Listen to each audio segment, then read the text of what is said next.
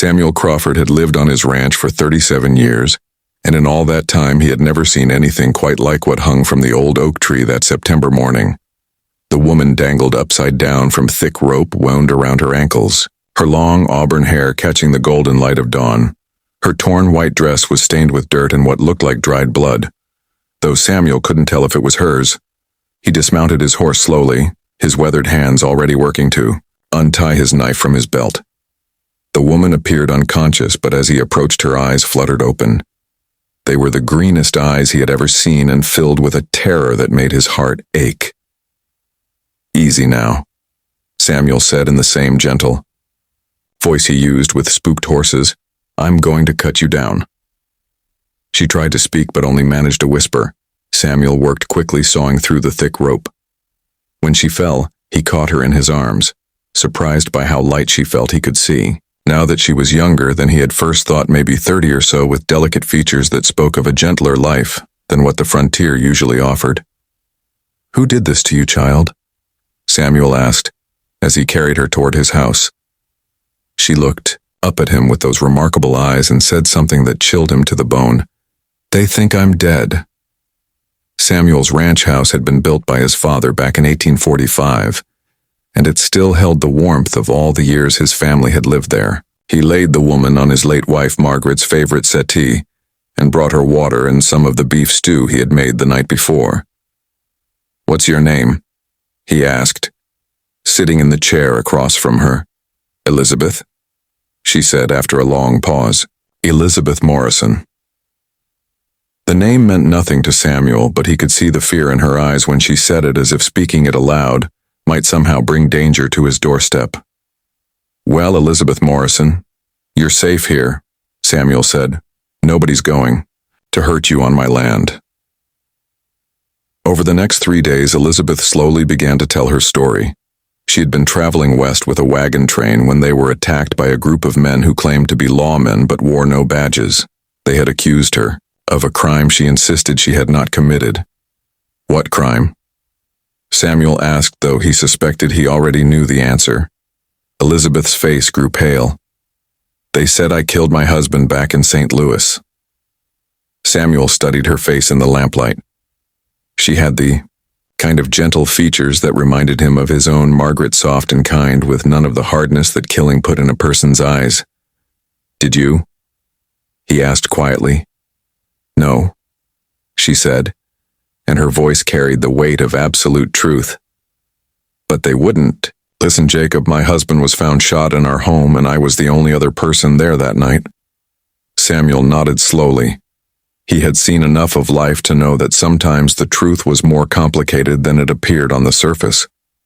"These men who strung you up," Samuel said, "they weren't lawmen, were they?"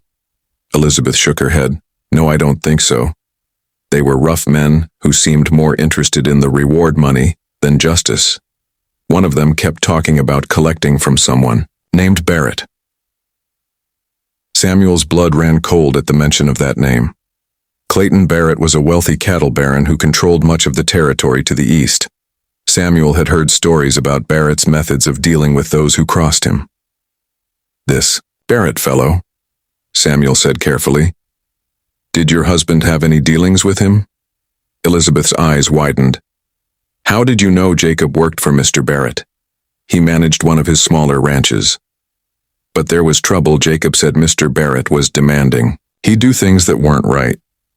The pieces were beginning to fit together in Samuel's mind like a puzzle he wished he didn't have to solve over the following weeks. Elizabeth slowly regained her strength.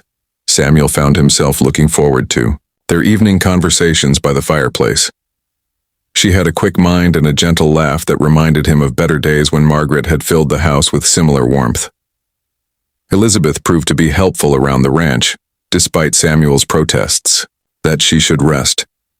She cooked meals that were far better than his bachelor fare and helped with the smaller chores that his aging hands sometimes struggled with. One evening, as they sat on the front porch watching the sunset, Elizabeth finally told Samuel the whole truth. Jacob discovered that Mr. Barrett was stealing cattle from smaller ranchers, she said.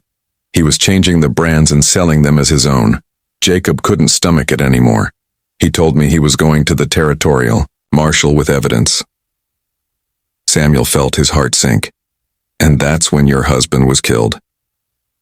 Yes, the night before he was supposed to meet with the marshal, Jacob was shot in our kitchen. I heard the shots and came running, but whoever did it was already gone. When the local sheriff arrived, he said it looked like I had killed Jacob for his money. But you know different, Samuel said. Elizabeth nodded. I know Jacob was killed to keep him quiet, and I know Mr. Barrett has enough money to buy silence from local law. Samuel understood now why those men had tried to kill Elizabeth. She was the only person left who knew the truth about Jacob Morrison's death and Clayton Barrett's crimes. The question is, Samuel said, what do we do about it? Elizabeth looked at him with surprise. We, Mr. Crawford, you don't owe me anything. You've already saved my life. Samuel smiled at her. Elizabeth, in 37 years on this ranch, I've learned that sometimes the right thing to do isn't always the safe thing to do. The next morning, Samuel rode to town to visit his old friend, Marshal Tom Bradley. Tom had been a lawman for over 20 years, and Samuel trusted him more than most. Tom, Samuel said, as they sat in the marshal's office. I need to ask you about a man named Clayton Barrett. Tom's expression darkened. What's your interest in Barrett? Samuel told Tom about finding Elizabeth and her story. When he finished, Tom leaned back in his chair and was quiet for a long time. I've been trying to build a case against Barrett for 2 years, Tom finally said. The problem is every witness either disappears or ends up dead. Well, you've got a witness now, Samuel said, if you can keep her safe long enough to testify. Tom nodded slowly. Barrett's got men all over this territory, Sam. If he finds out this woman is alive, she won't stay that way for long. They agreed that Elizabeth would remain at Samuel's ranch until Tom could arrange for her to testify before a territorial judge. But both men knew that Barrett's reach was long and his patience was short.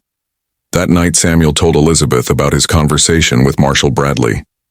She listened quietly, and when he finished, she reached across the table and took his weathered hand in her small one.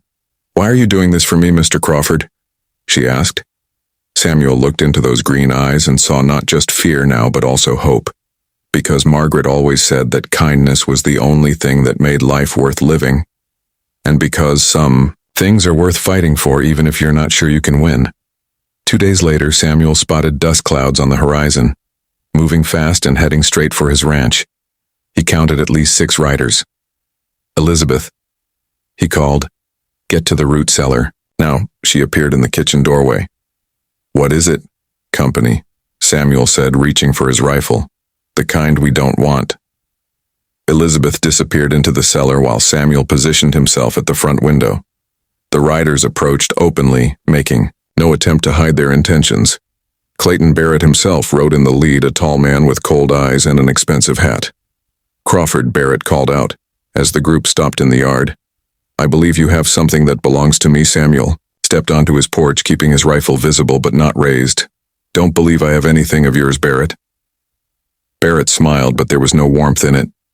A woman, Elizabeth Morrison. She's a wanted fugitive, and I'm here to collect the reward. Funny thing about that, Samuel said. I had a talk with Marshal Bradley. He seems to think there might be more to that story. Barrett's smile faded. Where is she, Crawford?